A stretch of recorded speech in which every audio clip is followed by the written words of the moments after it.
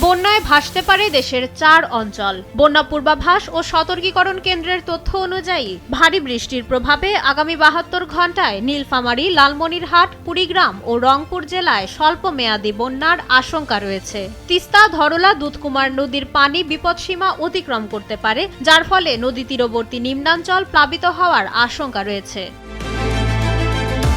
আগামী ৫ দিন রংপুর, সিলেট ও ময়মনসিংহ বিভাগ সহ উজানের ভারতীয় অঞ্চলে অতিবৃষ্টির পূর্বাভাস থাকায় দেশের প্রধান নদ-নদীগুলোর পানি বৃদ্ধি অব্যাহত থাকবে। বিশেষ করে সিলেট, সুনামগঞ্জ, নেত্রকোনা, ময়মনসিংহ ও শেরপুর জেলার নদ-নদীগুলোর পানি আগামী ৩ দিনে সতর্ক সীমা পর্যন্ত পৌঁছে নদী সংলগ্ন নিচু এলাকা সাময়িকভাবে প্লাবিত করতে পারে। তাই পরিস্থিতি বিবেচনায় সংশ্লিষ্ট এলাকার বাসিন্দাদের সতর্ক থাকতে এবং স্থানীয় প্রশাসনের নির্দেশনা মেনে চলতে পরামর্শ দেওয়া হয়েছে। ডেস্ক রিপোর্ট, সময়ের আলো।